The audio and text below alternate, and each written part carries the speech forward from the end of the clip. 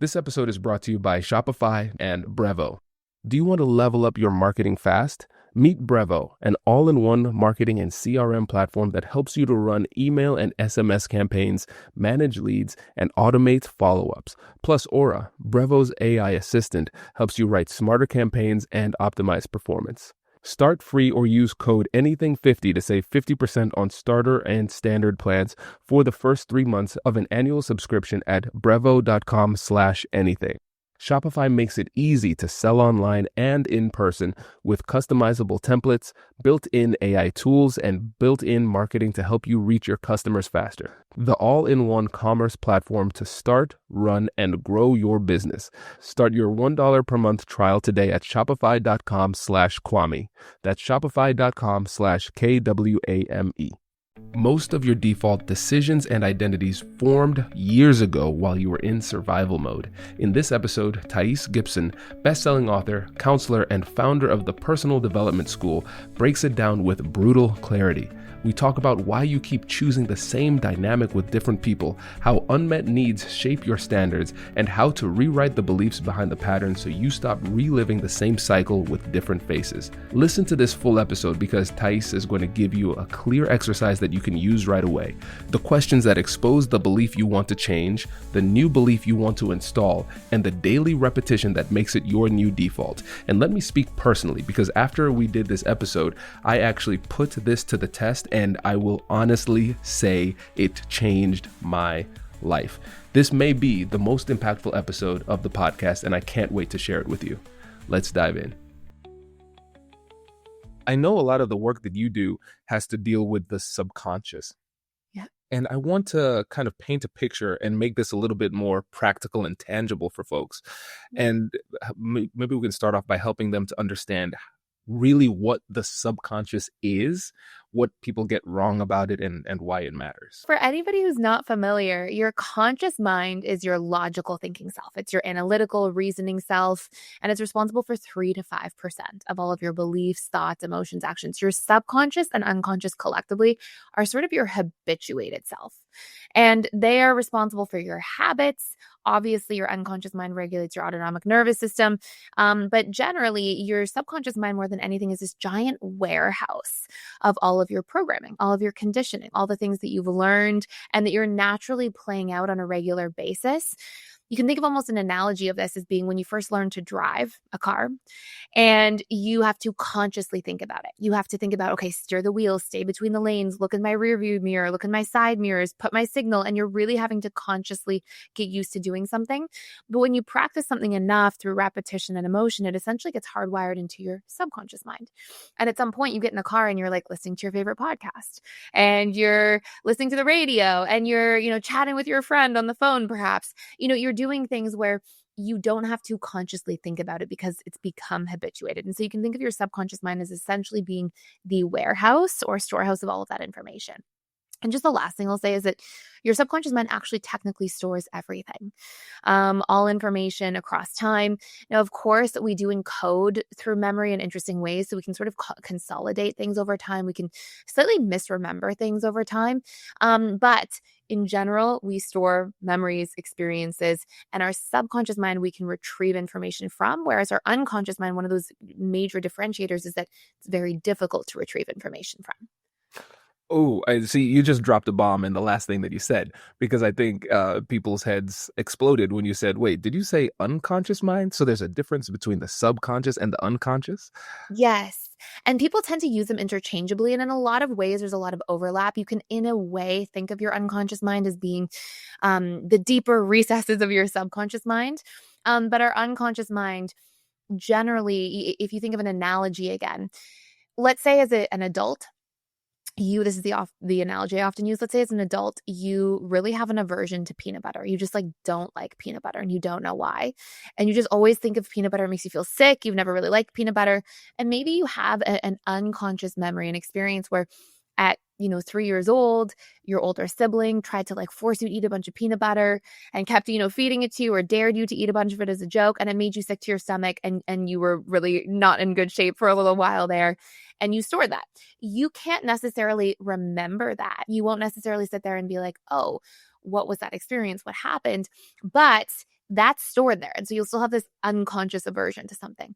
Whereas subconscious, and the reason I like to work with and talk about the subconscious a lot is that subconscious can be like, you feel insecure about something and you're sitting there and you're like, wait, why do I feel insecure about this? When's the last time I felt like this? And you realize that, oh my goodness, as a child, when I was 12 years old, as a young kid, I was in a situation and I also felt this way. And oh my gosh, I feel like I'm not good enough. So we can actually retrieve information and gain insights into our subconscious mind in ways that are much more difficult to retrieve at an unconscious level. That's fascinating. And I think just taking a step back, I think it's important for us to recognize that even though all of us have brains, we have minds, that does not mean that we understand the depth of how it works. And then once we're able to get a better understanding, then we could say, all right, now we can start to craft and sculpt our minds, our brains in the way that actually is optimized for our success. Because I want to make sure that everything we say, and thus far it has been, is super empowering, where we can learn the information, but then we also know that we can do something about it. Because it would be interesting to explore not only the unconscious and the subconscious, but related to neuroplasticity as well, and how we can, with intentionality, shape our brain. Can you tell us about that? Yes. So the way I like to think of neuroplasticity in like the most meaningful and practical context is that neuroplasticity means that we can actually create new neurons and over time create new dendrites and actual pathways that create not just neural pathways, but neural networks over time. And when we think of like the practical application of that, what's actually happening is that if we want to change something, you know how earlier I said, okay, your conscious mind is responsible for roughly 3 to 5% of all of our beliefs and thoughts and emotions and actions, and our subconscious and unconscious collectively are like 95 to 97%.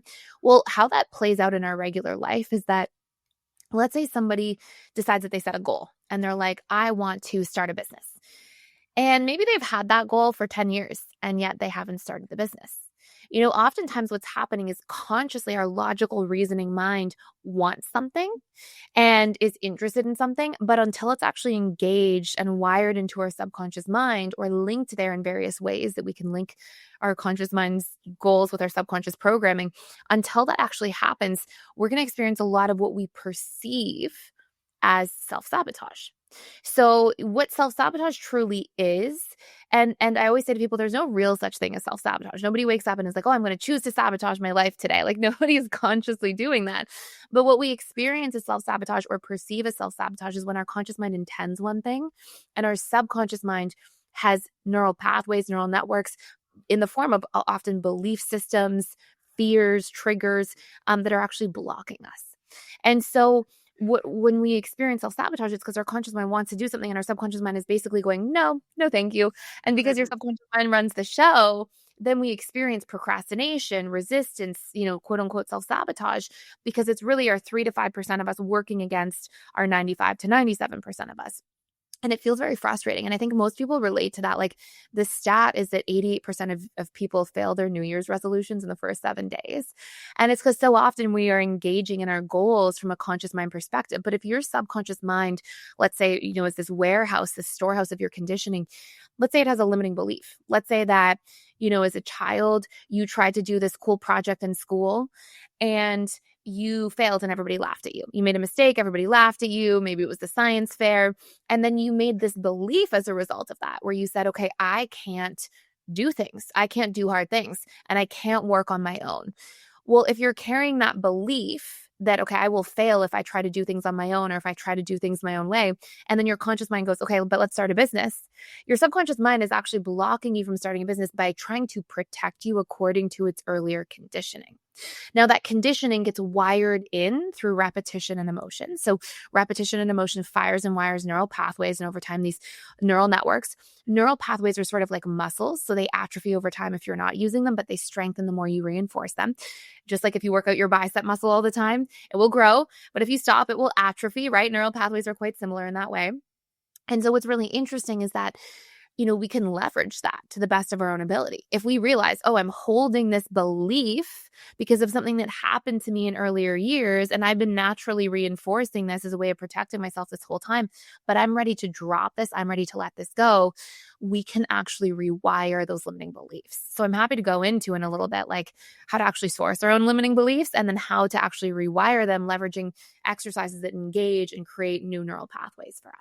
Yes. Oh, this is so good. I'm so excited because we've in 10 minutes unlocked so much because we're recognizing just how much of our life is going to be determined by our subconscious and our unconscious. But also we recognize that with the reality of neuroplasticity, we can reshape our mind in a way that leads us to the outcomes that we want out of life. Because somebody could listen to this and say, oh man, well, I guess this dark matter of my brain is just going to keep on steering me into the iceberg every day. Or we can say, okay, now I can recognize what is causing this consistent cognitive dissonance, where there are things that I want to do, but I can't find myself doing it when it actually matters most. And then as it relates to these tough conversations, people might listen to this podcast, they might read a bunch of books, and they might know exactly what it is that they should do, what it is that they should say, but with consistency, they're finding out that they can't do it. But now we're starting to get answers as to why that might be. So let's talk about how we can dig deep into the subconscious and perhaps the unconscious and figure out what those beliefs are that are leading to those actions. Yeah, absolutely. So the first thing I always tell people is we want to use our subconscious mind to the best of our ability. So we want to be able to like hack our lives a little bit. And so the best thing to start by doing is to look at like, what is this goal in your life that you really want to create? And you can really look at it in any one of the areas of life. You can look at it in your career, your financial area of life, mentally. So you're learning, emotionally, your emotional regulation. So career, there's 7 areas of life: career, financial, mental, emotional, spiritual, physical, and relationships. So pick an area of life first, get specific, and decide what goal you want to create. And for some people, it will be to make X amount more money. For some people, to start a business, get promoted in my career, have better relationships, have better physical health and well-being, whatever it is. Pick something really specific. The reason we start with getting specific is because your conscious mind speaks language, but your subconscious mind speaks in emotions and images. So it doesn't really hear language. And a really, obvious example of this is if I say to you, Kwame, whatever you do, do not think of a pink elephant. You probably, even though I said do not, thought of a pink elephant. And so what happens is your conscious mind hears do not and it understands language, but your subconscious just flashes out images, right? And if there's something emotional, you'll feel the emotion, even if your conscious mind is being told not to feel the emotion. So we really want to leverage that understanding first. So whenever we set a goal, the first step is it has to be clear enough where ideally we can visualize it so our subconscious can actually pick up on it, and where we can feel something about it. Like, what would it feel like to achieve that goal? And that's how we're actually engaging the subconscious mind in the process. So we start there. Were you going to say something about that? Oh, no, keep going. See, hold on a second. Everybody, I just want you to understand what happened. Brilliant. You're brilliant because you recognize the shift in body language, picked up on the fact that I inhaled as if to speak, and then stopped and asked me to. So just what you all perceived there, just auditorially, was a masterclass of body language reading. So thank you. I appreciate that. But this is all about you. You keep on flowing. Thank you. So we start there. So we want it to be, I always say, like, we want it to be clear and like basically linguistically relevant for your subconscious mind. So, what does it look like when you achieve the goal? What does it feel like? The more you can really visualize and feel something about it. Like, do you feel pride when you achieve the goal? Do you feel excitement? Do you feel a sense of like satisfaction or peace? What does that look like? So now what we're doing in that first step is we're getting our conscious mind to really communicate to our subconscious mind. We're like, here's my conscious goal. Let me put it in a way that now my subconscious can understand. I'm now picking up and engaging my subconscious mind in this process. Then our next step is to ask ourselves, why have we not achieved this yet? Okay, so why have if somebody's goal is like to make, an extra $2,000 a month, or if somebody's goal is to start that business they've always wanted to start, or whatever it is, and you say, why haven't I achieved this yet? And you sit on that and you write out the answers to that question. If you sit with it for a few minutes and really dig for a moment, you'll see that all of your answers to that question represent your subconscious limiting beliefs. So people will say things like, I don't have enough time. I might fail. I'm not good enough. I can't save money. I can't earn money. I don't gain muscle well. My body doesn't lose weight. Like, we have all of whatever area of life the goal is coming from. That's going to be like what your limiting beliefs end up being. Okay. So just really allowing yourself to notice that is really meaningful, and to sit with that and really explore that for, a couple minutes is really meaningful. So that helps us then surface our subconscious limiting beliefs to the conscious level of mind. Now, our next piece is we want to actually rewire them. Okay. So we don't want to just have those be there. And I think there's a couple things in order to, we'll go through a 3-step rewiring activity. Because I remember you saying you wanted to go through practical things, and so we're going to dive in. But, in order to do the 3-step rewiring activity, there's just a couple other features people want to understand about their subconscious mind first. So we're going to plug this as the next part into 3 steps to actually rewire whatever those limiting beliefs were that people surfaced. If they were like, I can't save more money, I can't earn more money, I'm not good enough to start that business, I'll fail. Whatever those limiting beliefs are, we're going to actually give an exercise to change them. Here's how the exercise works. Step 1 is you find that limiting belief and its opposite. So if it's I will fail, I can succeed. I'm not good enough, I am good enough. Okay, so we're going to just start by reframing the belief to its opposite in step 1. Step 2, what we have to do is we have to create new neural pathways. Okay, so we actually have to really rejig this whole experience for our subconscious mind. As I mentioned earlier, your subconscious mind speaks in emotions and images. Okay, so when we're trying to create emotions and imagery, what's really interesting is that we every time we have a memory, an old memory or an old piece of evidence, which is just a memory, is a container for emotions and images. So if I were to say to you, okay, Kwame, tell me your favorite childhood memory. And you said, oh, I was playing at the beach with my family. And you might see the images of the ocean and the sand castle you were building. And then you would, as we're telling memories, you see people laugh or smile or their body language changes. And that's because memories are also containers for emotion, and they're stored in your subconscious mind. So what we're trying to do in step 2 is we want 10 pieces of memory to support the new idea. 10 gives us repetition for firing and wiring. Memory gives us emotions and images to now speak to our subconscious mind. So what we would do is say, let's say the limiting belief is I am not good enough. Step 1 is we find I am good enough. Step 2 is we come up with 10 memories of times that we actually did feel good enough, where we were like, oh, I was a really good friend the other day. I had that hard conversation with my boss 2 weeks ago. I persevered through this really hard season of life a couple months back. So we're coming up with specific pieces of memory because we're leveraging emotions, images, and repetition for firing and wiring. Now, a lot of neuroscience research tells us we need then at least 21 days of repetition, emotion, and imagery, those things together, to actually build neural networks that are strong enough where they're likely to stick. Specifically, if while we're listening back to that, we're in a suggestible state. So step 3 becomes we have those 10 pieces of memory of times that we did feel good enough. We record ourselves saying it into a phone. Okay, so that we can hear the audio back. And first thing that when we wake up, or the last hour before we go to bed, our brain is producing more alpha and theta brainwaves. Also after like a deep meditation, heavy duty exercise, right after we finish exercising intensely, things that are putting us into this suggestible state, our brain is relaxed, we're producing alpha brainwaves. And then we're listening back to those 10 pieces of evidence or memory of when we did feel good enough, or where we did succeed, or where we did save money, or where we did earn more money, things that are actually supporting the new idea that we are trying to create for ourselves at a subconscious level. And when we do this for 21 days, we actually are imprinting our subconscious mind, creating new neural networks. And we're also unplugging from that old idea because we're feeding our brain this new one. And what ends up happening, which is also really interesting, is that we have a mechanism in our brain called the reticular activating system, or RAS, and it's your filtering system, and it filters according to what we feed it. So if you've ever thought of buying a new car and you're going to buy a white Jeep, and suddenly you are driving and you see white Jeeps everywhere because you're feeding this, you're looking at white Jeeps every day.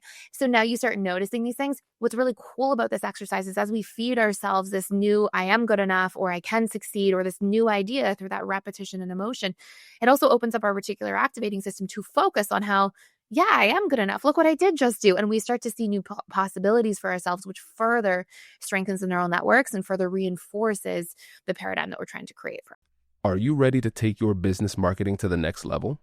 Meet Brevo, the all-in-one marketing CRM platform built to help you connect with customers, boost engagement, and grow your business smarter. With Brevo, you can manage all of your customer interactions in one place, nurture leads with their built-in CRM, reach your audience through emails and SMS, and keep them coming back with powerful automations. But here's where it gets really exciting. Meet Aura, Brevo's AI assistant. Aura helps you craft smarter campaigns by suggesting personalized content, optimizing send times, and even analyzing performance data to help you improve your strategy in real time. It's like having a marketing expert on your team 24/7. And of course, Brevo offers advanced analytics, seamless integrations, and AI-driven personalization, everything you need to create multi-channel campaigns that hit the mark every time. Get started for free today or use the code ANYTHING50 to save 50% on starter and standard plans for the first 3 months of an annual subscription. Just head to www.brevo.com/anything and take your marketing further with Brevo and Aura. The new year always reminds me of the moment that changed my life. Growing up as a first-generation Caribbean American in small-town Ohio, I learned early what it felt like to be left out. That fear of rejection pushed me to become a people pleaser, someone who avoided conflict and said yes when I should have said no. But everything shifted when I discovered negotiation, because I realized that confidence isn't something you're born with, it's a skill that you build. And that belief is what eventually led me to start the American Negotiation Institute. And here's why I'm telling you this. A lot of people are walking into the new year with an idea that they've been sitting on for a while, something they know they could build but haven't acted on yet. The new year isn't magic, it just gives you permission to start. If that's you, 2026 is a great year to stop overthinking and start building. And the smartest move early on is removing friction. That's why I recommend starting with Shopify. Shopify gives you everything you need to sell online and in person. Millions of entrepreneurs have already made the leap, from first-time founders to global brands. You get hundreds of clean, customizable templates to match your brand. Shopify's built-in AI tools help you to write product descriptions, headlines, and even edit product photos, so you're not stuck staring at a blank screen. Marketing is built in too. You can create an email and social campaigns that reach customers wherever they scroll. And as you grow, Shopify grows with you. More orders, new markets, all managed from one dashboard. If confidence is a skill you build, execution is too. And having the right platform makes that a lot easier. In 2026, stop waiting and start selling with Shopify. Sign up for your $1 per month trial and start selling today at shopify.com/Kwame. Go to shopify.com/Kwame. That's shopify.com/Kwame. Hear your first this new year with Shopify by your side. Ourselves. Oh my goodness. This is so good. So listeners, I think we have our 5-star point. So every episode I want to shout out a point that I think is worth 5 stars. So if you like this episode and this point, give Thais 5 stars for this. This is a masterclass. This is so good. And I think what's great about this is everybody now knows exactly what they need to do. But at the same time, I think there's a part of people that are feeling scared and uncomfortable because they're like, damn, I have no excuses anymore. I have no more excuses.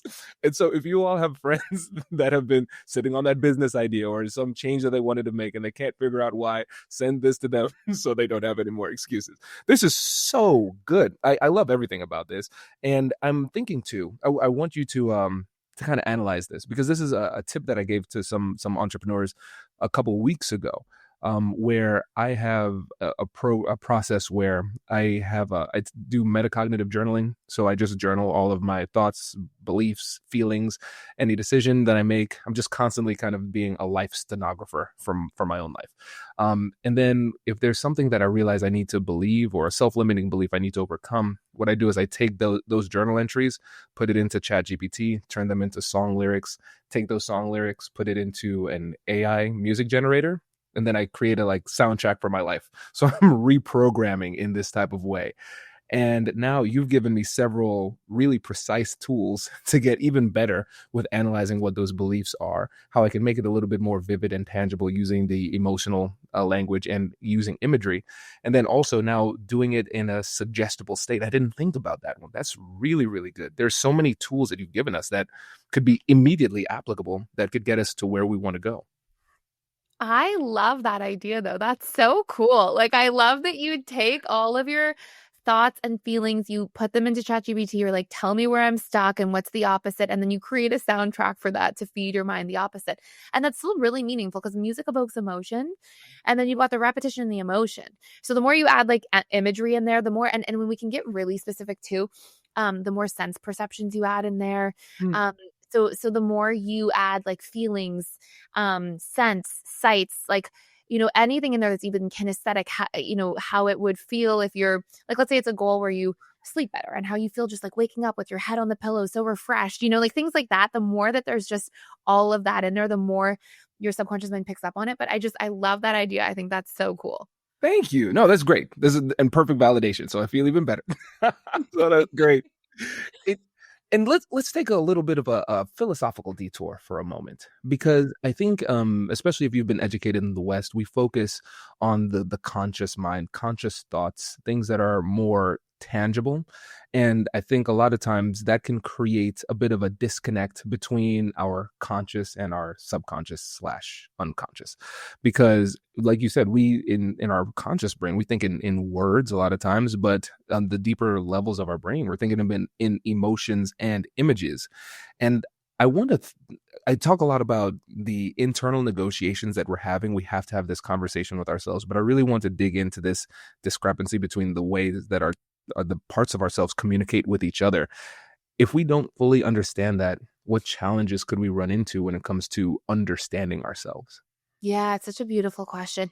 There's a few things. One is that we can be blocked by things and then feel frustrated. So one of the biggest things that happens is when we don't recognize our conscious and subconscious mind at work, is that we'll often not do things and then we judge ourselves consciously for it. So for example, somebody might set a goal and they say, let's just go back to that really easy example. Somebody says, I'm going to start a business, but then it's been like 5 years. They've never really taken meaningful action towards it. Well, then we make meaning out of it. So when we feel distressed, we often are at a deeper level, we very much seek certainty. And so when we feel distressed, we need to find out why I'm not, starting the business, what's going on. And so we're very privy to giving negative meaning to ourselves when we don't actually understand what's happening. So rather than having the awareness to say, oh, I probably have something in my subconscious that's blocking me or trying to protect me from starting a business, let me find that, explore it, and rewire it. Instead, we go, oh, I'm just not good enough. And we create new limiting beliefs or new painful ideas out of the judgment of the fact that we are experiencing cognitive dissonance and a block to begin with. And I think that just adds insult to injury. And so that can be really painful and frustrating for people. But the second thing that's really interesting is another massive driver for us at both a subconscious and unconscious level is that we all have needs that we are wired for. So there's really two roots that tend to affect us the most subconsciously. Our belief systems that are wired in by emotional association, and then our needs. So I'll give an example. If somebody goes through an experience, so let's say you take me, okay? I love people. I love connecting. I love learning about people and human behavior. I love meeting new people and getting to know people. And so I have a big need for emotional connection. It's something that very much drives me as a person. And if you took me and you put me in a different country where I don't speak the same language as anybody else, over time, and let's say in this theoretical world, I can't call my friends and family at home or, any of these things. Over time, I should feel sad. And I would feel sad. I might feel homesick because my huge need that I'm wired for emotional connection is being starved. Okay. So at this point in time, here I am, I'm in this position. I feel sad. that's actually a good thing. That's actually very adaptive, because what's happening is at a subconscious level, we're experiencing negative emotion from the lack of a need being met. And that emotion is actually there to prod us awake, to be like, hey, time to do something, go make friends, learn the language, figure it out, to do something so that we can adapt to that scenario. So unmet needs create negative emotions in our lives. That's positive if we understand what's happening, because then we can adapt. But what often happens, so I call this emotional pain, okay? Unmet needs will create kind of this pervasive gnawing background pain, like, oh no, you feel lonely, you haven't made friends, things like this. But then our limiting beliefs that we have that are preconditioned, usually from past experiences, then create emotional suffering. So if growing up, let's pretend that I had never rewired and had these beliefs that I'm rejected, I'm not good enough, I'm disliked. Okay, so let's pretend that I have these beliefs from childhood. Let's pretend I grew up and had a hard time connecting with people. Well, then when I'm in this new country, I have this emotional pain of not getting my need met for connection. But then I'm going to give it meaning. And I'm going to say, it's because nobody likes me. I'll always get rejected. I'm going to be alone forever. And now we have emotional suffering. And so suffering is very much belief-based, and suffering keeps us very paralyzed, because now we are just so busy creating meaning, we can't even get underneath to explore what needs are unmet to solve for that. And so these are two deep subconscious drivers that happen, that we have emotional pain, we have emotional suffering, okay? Now, what's really interesting is if we take the beliefs aside here, we are also very much wired to take action based on our beliefs. So years and years ago, just as a story to really paint the picture, I had a client come in, and she came to me, she said, Thais, I'm pre-diabetic. And I'm coming to you to deal with this because I've been to dietitians, I've been to doctors, I know what I should be doing, and I'm like psychologically stuck. I'm not doing anything about it. So we did an assessment on what her subconscious drivers are, the subconscious system of needs that we all have, that is driving us all the time. And what we found was that her biggest needs were family, social connection, comfort, and security. Okay, these were really big needs that she had, these big subconscious drivers. And we can talk about how to find them for people and things like that if you'd like, but these big subconscious drivers. So consciously, her mind is saying, go to the gym, eat healthier, change your habits. Her subconscious mind is saying, no, thank you. That's out of my comfort zone. Going to the gym makes me feel unsafe because I don't know how to use the machines there or what to do. And that's actually going to take time away from family and social connection, which are things I'd rather be doing.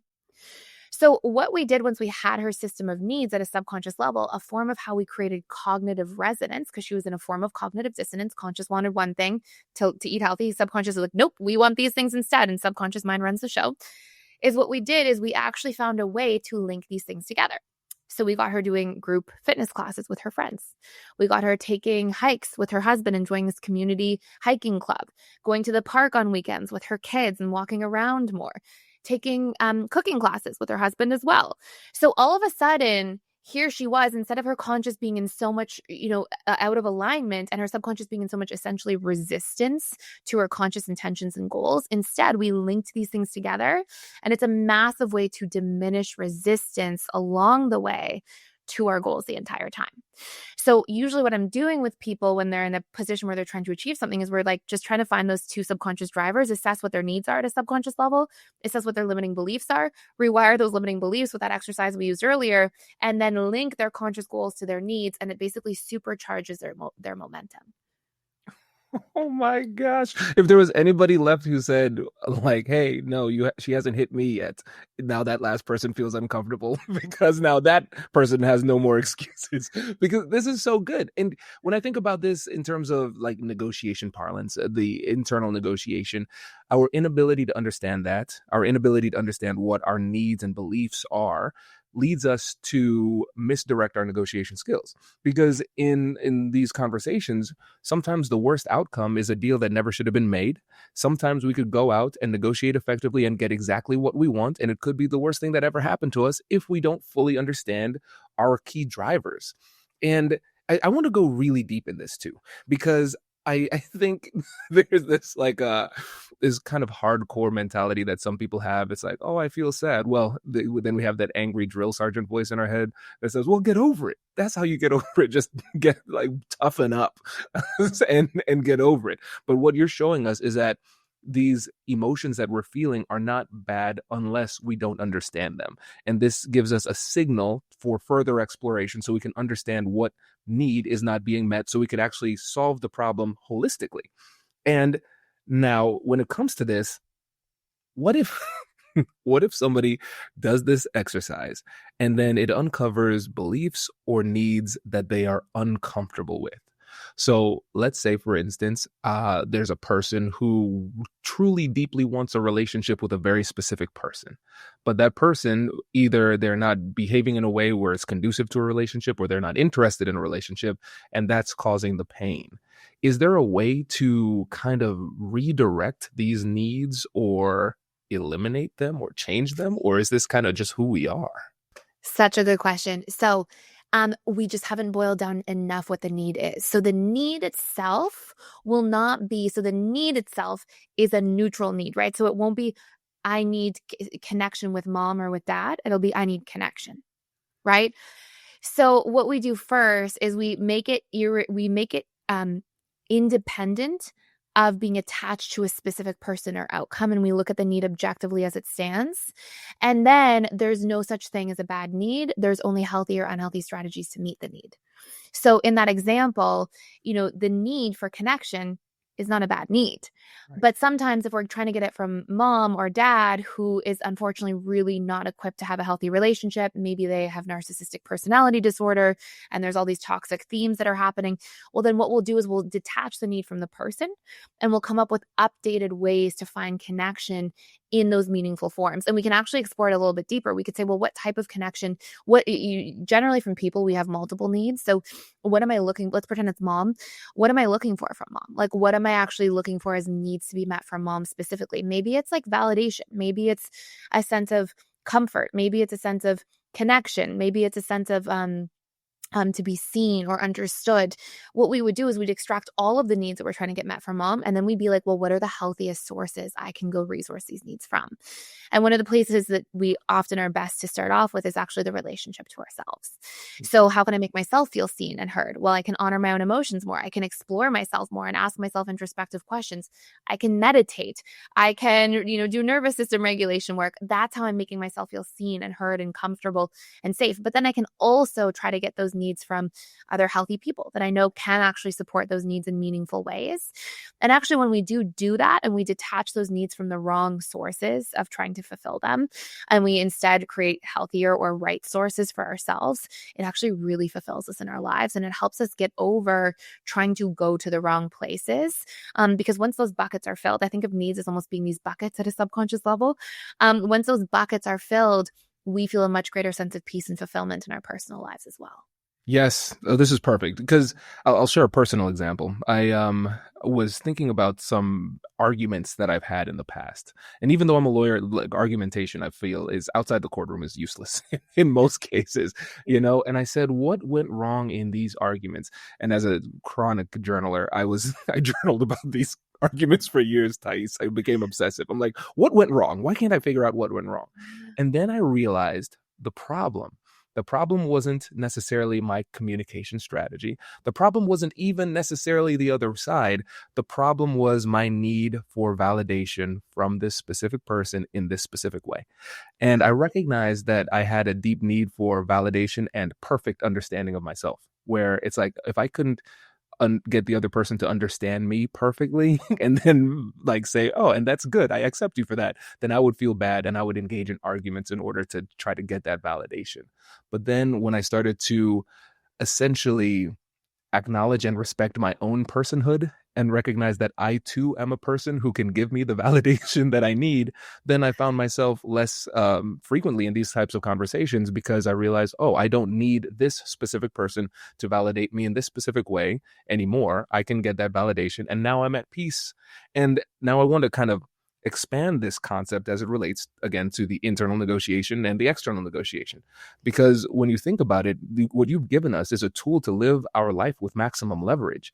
When you think about negotiation, the person who needs the deal most loses because they have more power and you're willing to concede more in order to get them to do what you want them to do, right? But now, if you can find a source of satisfaction that lies outside of a specific person or a specific circumstance, now you can live your life with far more leverage because you have options.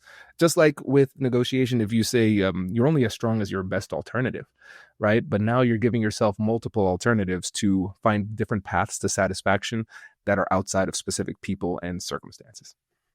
I love that. I love what you said too. So just to summarize what you said, because it was so meaningful, is you said there's somebody in my life that I wanted to get validation from and understanding from, which are two very meaningful needs and very much meaningful needs if they're to do with family members, especially if they're our parents.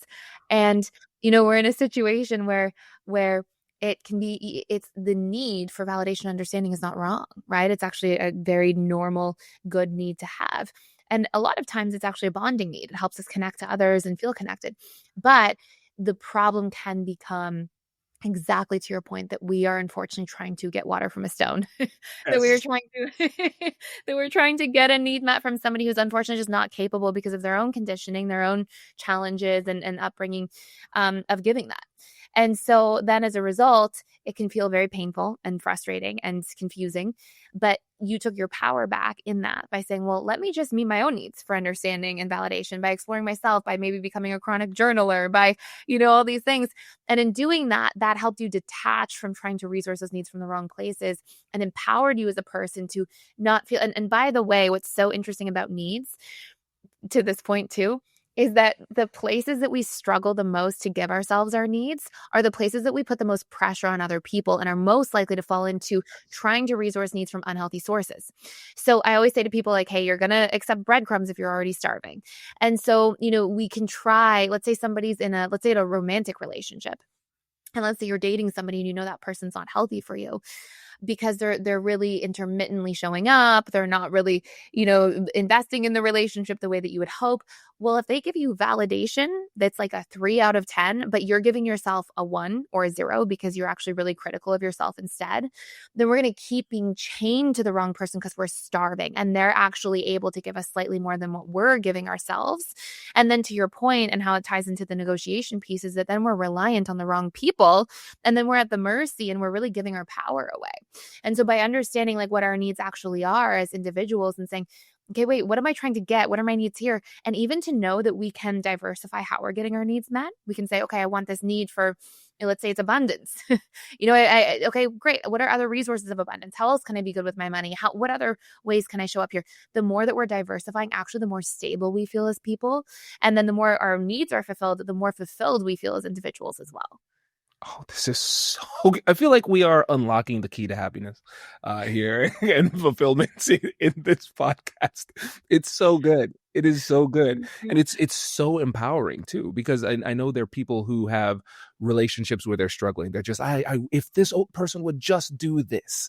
And I'm like, well, I mean, if that is what you need to feel well, that you're putting yourself in a bad position. Even if they end up doing that thing, you're still kind of reinforcing the fact that you are externalizing your path to wellness with, even if you get what you need, that's problematic too. So I think this is something that could help a lot when it comes to relationships in general, but just understanding ourselves. And again, we'll realize that sometimes these conversations, and this is going to sound antithetical to everything I've said in the last 1700 plus episodes that we've aired, but sometimes the reason why these conversations go poorly is because you're having the wrong conversation with the wrong person.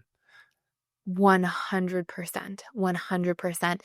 And what's so interesting too, to your point, is that when we do that, when we try to resource needs, especially when we have a lot, like you can almost imagine like with money, like when people invest their money, like what's the number one rule of investing? Like diversify where you invest your money. The same thing happens with our needs as people. Like if we end up in a situation, even if the person is relatively healthy, if we end up trying to resource our needs from all one person, and we don't have a good self-resourcing process, and we don't have other healthy sources outside of ourselves that we can rely on and have a diversification around, even if the person that you're trying to get your needs met from is healthy, you often become unhealthy in how you deal with them. Right. And we'll do things like if we rely on one person and they seem to be our only source of like reassurance or love or connection, and we're hyper reliant on that one person, we end up compromising ourselves to be what we think they need us to be, to try Mm. to make sure that we're getting those needs met, because our subconscious mind is like a needs meeting machine. We are driven to meet these needs in a very fundamental way. And so it's so meaningful to be able to look at like, hey, what are we doing here? Who are we? What are our needs as people? How can we assess them? And then how can we make sure that we have a really good habit? I love how you shared it's such a good story that represents it, is how you were like, I started journaling and showing up and validating myself and understanding myself and giving to myself what I couldn't get. And in doing that, all of a sudden you could unplug from the wrong resources, from unfortunately, somebody who may not have been able to give that in the way that you needed. And so that's like such a great exercise for everybody, is to find out what their needs are, find out how to resource them first, and then how to really diversify how they resource them across multiple sources. So we're not over reliant, we're not over dependent. And that's actually how you hold your power as a person, and definitely will positively impact your ability to negotiate, because you're not willing to compromise yourself or your standards because you're starving for needs. Exactly. And I think just putting a bow on this too is that it might seem like, oh, Kwame just like cut somebody off. No, I still have a really great relationship. And they probably have not even recognized that I made a meaningful shift in the way that I interact with them. If they say something that I disagree with, I just say, oh, okay. And let them have that, instead of trying to force them to think one way. And if there's something that I believe or think or do that they have no conscious awareness of, that I don't need to share because I know they might not like it, I just don't share it, and share it with somebody else who would appreciate it. And that's it. And everything's good. Exactly. And that's exactly what to do. And for people who are in exactly that, like coming up to a position like that in their lives, maybe it's with their boss, maybe it's with a parent, maybe it's with a friend that's longstanding in their life, or a partner. What I always tell people is, if you're not sure whether it's time to just take a step back and stop trying to resource a need from somebody, or try different ways to resource a need, or be patient, because some people get confused. They're like, well, when do I know when that cutoff should be, or when to do what Kwame did, and just step back and not get those needs met from those individuals. What I say to people is set a deadline. So try for a period of time where you're like, okay, 30 days, I'm going to try to get really specific about my needs, try to resource them, speak up for them, be consistent about them, try to change my, tailor my communication approach, see if that person is able to move the needle. If my new approaches, my ways of doing this are moving the needle. There's some really great communication tactics you can use when trying to resource needs. So one of them being, it goes such a long way to do what we call positive framing. So a lot of people, unfortunately, don't communicate very well. I used to see this too often when I'd work with people. They'd come in and they'd be like, Thais, my husband never listens to me.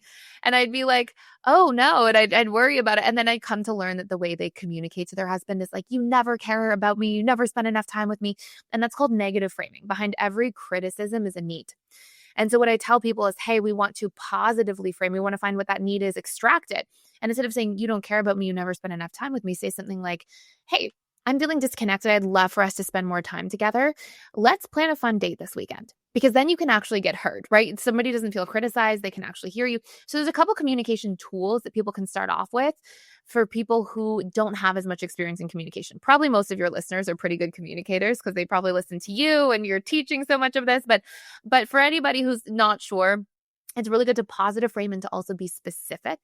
So sometimes people will say, oh, I want support. And for one person, support is like encouragement. And for another person, support is taking the trash out, right? So getting specific into what that need looks like. So I always say to people, start there. Try to show up and decide how much time you're going to try to tailor your communication with the difficult person in your life. Maybe it's 30 days, maybe it's 2 months. See if the needle moves. And if the needle moves and you know that you're like trying different approaches, clear about your needs, you're positively framing, and the person's just not a healthy resource and they're simply not capable of showing up, because that is a very true thing that happens to people, then that's when we just set a boundary. We do exactly what you just shared, which is we don't try to go to resource. It's like you're not going to keep squeezing water from the stone. And what's really interesting about what you said, which holds so true across like just so many relationships I've seen over the years of all types and forms, is that the relationship quality usually improves when we actually realize, hey, this person's not capable of doing that. I'm just going to set a boundary around this part of the relationship. I'm not going to go there. And I'm going to try to, resource other needs. Maybe we just have fun and we have a few laughs and we have a high level relationship and we just catch up a little bit. And I just keep it in that sort of domain. And in doing that, the relationship usually improves, other than when we're trying to go for something, we can't get the need met, we feel frustrated, we become resentful, the person picks up on our resentment. Now there's all this friction. Like, it's actually usually going to improve the quality of a relationship if we realize, you know what, this person's not capable of meeting the need, and now I'm going to take a step back in that specific area.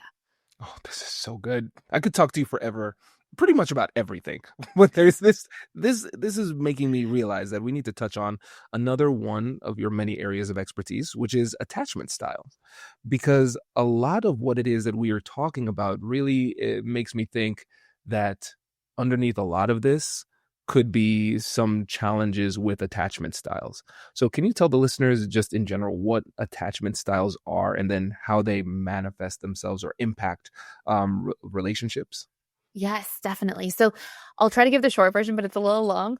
But there's basically your attachment styles, your subconscious set of rules that you've learned about love, how to give love, receive love, connect, communicate, what expectations you share in relationships, and they're conditioned from your early childhood experiences. So the original body of work of attachment theory came out of Cambridge University and John Bowlby, and it's a really studied body of work, but it was always like, hey, here's your attachment style, and here's how it's going to affect you as an adult. And a lot of the work that I do is like how to rewire it. So if you have a maladaptive set of conditions that you learned, because we don't all get perfect childhoods, a lot of us get really challenging childhood experiences, which sometimes serve us, sometimes can really grow us in beautiful ways. But you're not stuck with an attachment style. You can change it. So there's 4 attachment styles. Every single person has one.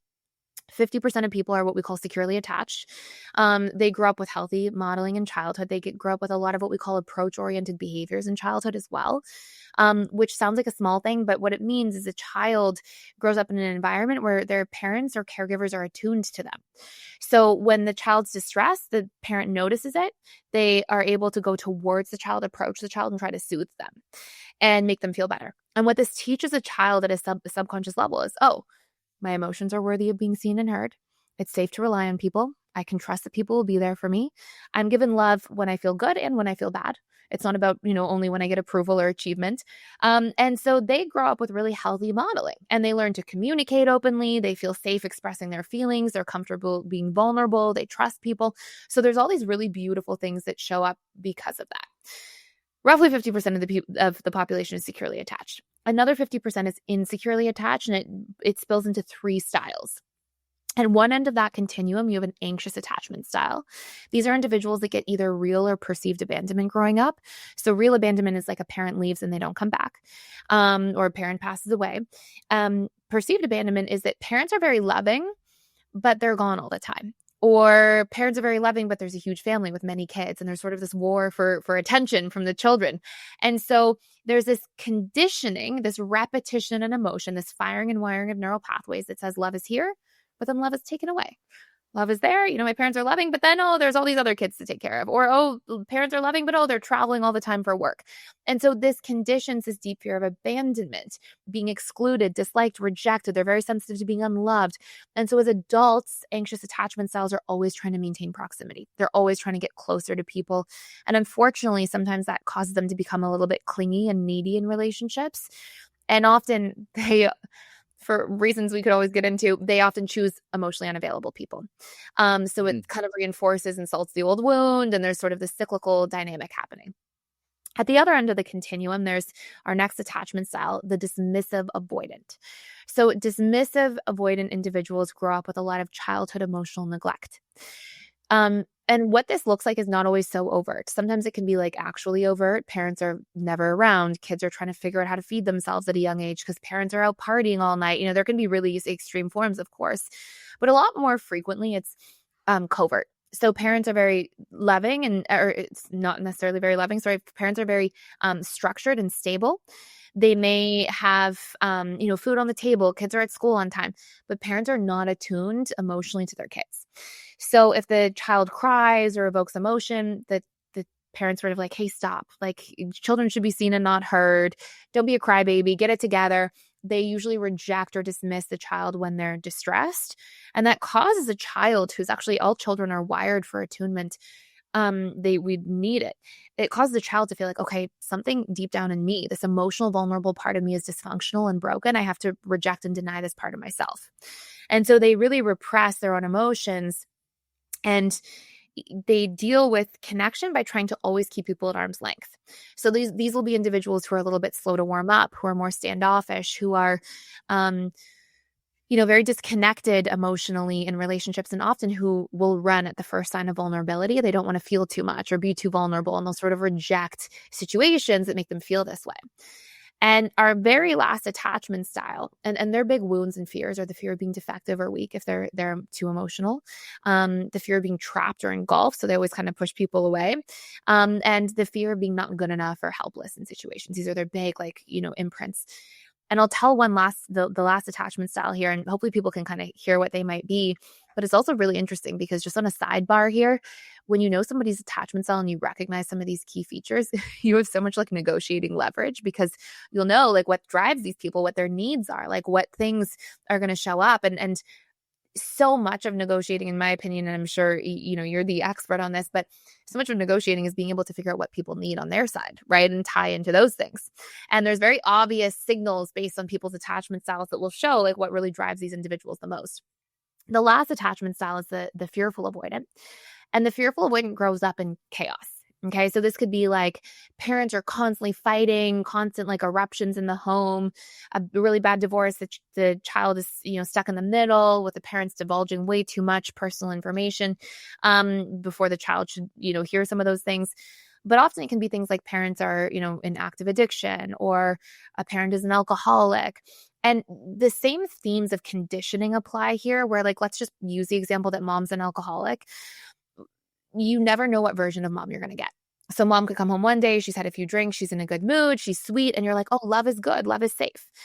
But another day mom comes home and she's drank way too much, and she's cruel, and she's mean, and she's an angry drunk, and she's scary, and she's terrifying. Another day mom's sobering up a little bit, she feels guilty about her behavior, she's kind. Another day mom's sobering up, but she's in detox mode, and she's really struggling, and so what a child learns in any of these environments, whether a parent is a narcissist, whether a parent is an active addiction, they don't know what version of a parent they're going to get. And so while the anxious person's attachment strategy is to try to get closer all the time and maintain proximity, the dismissive avoidance strategy is to keep people at arm's length to create a sense of self-reliance and control. The fearful avoidance strategy is to become hypervigilant, to read between the lines, to notice every little thing, every little shape shifting in the pattern. I had somebody say to me a few weeks back, I could tell by the way my mom closed the door what kind of mood she was in when she would come home, even if I was upstairs in my room. And I would know to close my own room door or to leave it open. It's you notice all of these little signals, and it makes you very adept at people work. It makes you really read between the lines, notice body language very quickly, micro expressions. It can be a bit of a superpower.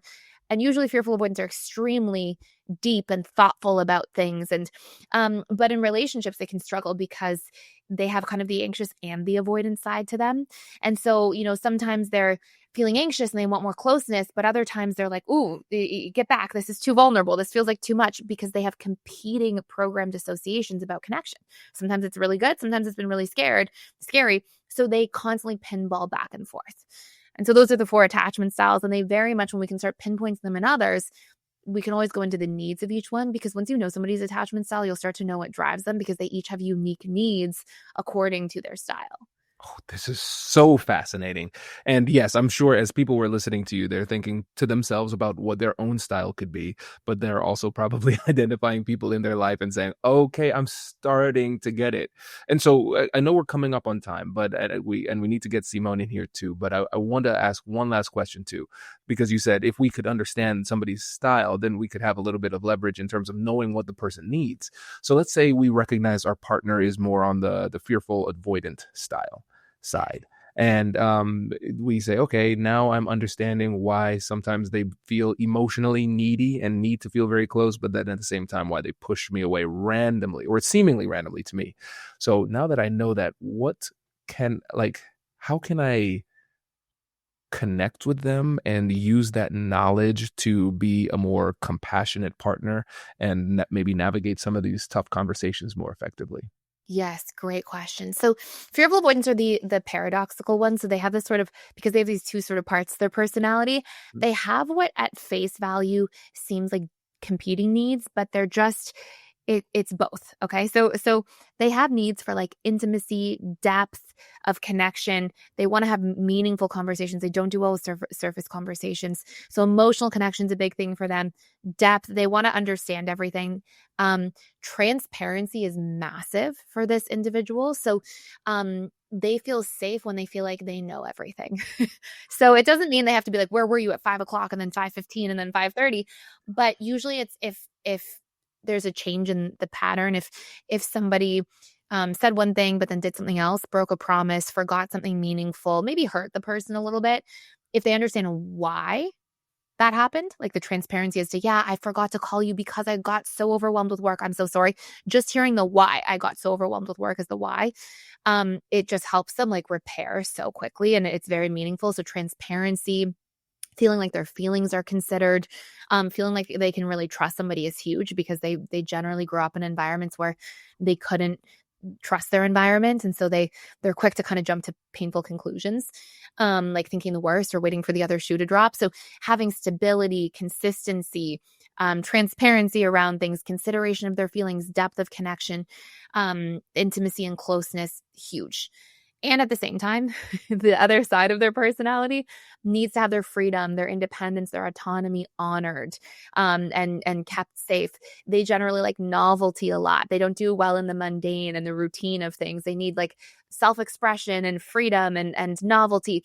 And those are sort of all of their needs that they're deeply driven for as a person and in relationships, that when those needs are really respected and seen, they'll feel like they're operating at the fullest expression of themselves. Oh, that was great. Free relationship advice. I appreciate it. This is great for whoever it is who's listening out there. And I think this is a great opportunity to bring in Simone as well. So Simone, I know you've been waiting patiently. Sorry, I went longer because I'm just so enthralled with this conversation. So Simone, what's coming about for you? What should we do once we know our attachment style? And what's the next step? Okay, so I love that you asked this, because like one of my bones to pick with the world is that when people are talking about attachment styles, they like, and this is the danger, is that they then find their attachment style and then they just label themselves as that attachment style, and it becomes almost this crutch or this like, no, I'm this attachment style, and almost thinking it kind of excuses their behaviors. And the reality is that we can rewire our attachment style. I got into this work because I was a fearful avoidant and deeply rewired this.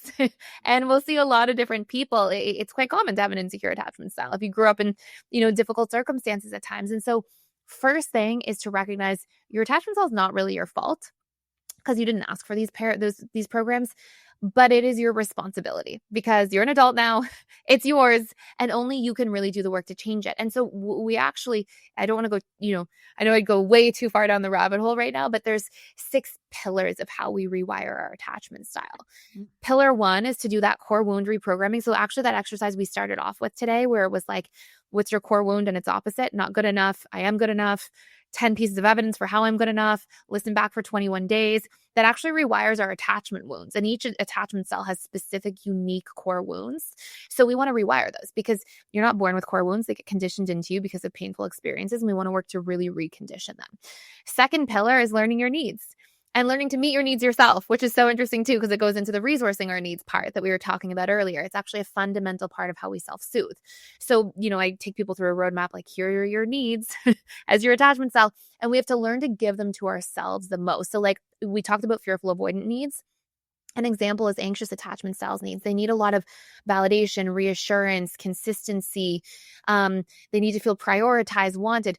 Well, these are all things they very much struggle to give to themselves. Right. So they end up healing through learning to actually show up for themselves, make themselves a priority, learn to spend time alone, learn to actually build themselves up and encourage themselves instead of criticize themselves and people please so much where they put themselves last. It's about taking themselves into consideration. So we learn what our needs are and then how to meet our needs. Then another major pillar is regulating our nervous system. So we do some somatic experiencing work, some nervous system regulation work, breath work, meditation, things that are actually helping us move into parasympathetic nervous system, because all 3 insecure attachment styles spend too much time in fight or flight. So we help get into that space, and that's very healing and very beneficial. And then we have some high level things. So those are really about healing within self. Then we get into interdependent, interpersonal healing, which is learning how to set healthy boundaries and wiring that in so boundaries feel more natural, learning how to communicate more effectively, because a lot of insecure attachment styles have the kind of unhealthy communication tools. Dismissive avoidance, for example, they'll communicate through actions. They'll just go into the other room and shut the door. And you're like, are you mad? What's happening? Or anxious attachment styles, they'll sometimes become critical and clingy and communicate all at once. And fearful avoidance oscillate between saying everything and kind of being harsh and volatile in their communication, or saying nothing at all and retreating. And so we learn to actually use healthy pillars of communication, like positive framing that we talked about earlier, like learning to be specific about what our needs are. And so when we communicate better, we start to have better interpersonal relationships. And then the last thing is we can also rewire our behaviors. So a lot of times, and it's a very long topic of conversation, but just like we talked about how you can rewire your beliefs, we can rewire our maladaptive behaviors, the need to cling, the need to stonewall, the need to be spiteful or shut down. All of the unhealthy things that we do behaviorally are actually meeting subconscious needs at a deeper level. So for example, if somebody's spitefulness is actually a subconscious strategy for emotional connection. It's like, if I can make you feel how you're making me feel, then you'll understand me and then we're connected. And so it's a maladaptive way that we get a need met. All of our unhealthy behaviors are just maladaptive ways to get needs met. And so we kind of extract what the need is, come up with upgraded forms to meet the need. We practice wiring it in through exposure work across 21 days, and we can actually change and repattern the ways in which our behaviors are maybe affecting us quite negatively. So those are sort of our 6 pillars. I know it's a lot of fire hosing information there, but the whole point, in my opinion, what's the point of understanding anything if you can't change it, right? Then we're just intellectualizing. So I love that question, because our whole goal is to find our attachment style and then use that to understand, hey, here are patterns that we're likely to have across these 6 regions of our lives: our wounds, those triggers and fears, our needs, our nervous system function, our boundaries, communication, and behaviors. And now let's actually plug them into rewiring exercises so we upgrade our internal functioning. We keep the strengths of our personality, and we rewire the things that have become maladaptive and painful for us. Wow. Thais, hypothetically, is there some kind of online platform with approximately 60 courses where people could learn more about such things? Yes. So I am at the Personal Development School. It's called personaldevelopmentschool.com, and it's really personal development for your subconscious mind. So every exercise, whether it's about boundaries, communication, triggers and wounds, relationship patterns, goals, every course is about how to actually pattern these things into your subconscious, rewire what's blocking you, identify what it is personally for you. And so we get into all these things we talked about in there. And then I'm on YouTube, which is at Thais Gibson Personal Development School, or on Instagram, which is at the Personal Development School. Amazing. Thais, this has been so much fun. And thank you for hanging out with us and sharing all of this. And I really appreciate all the work that you do. Thank you so much. And thank you for just holding amazing space, and both of you asking such thoughtful and insightful questions. And I really, really enjoyed being here today. So thank you.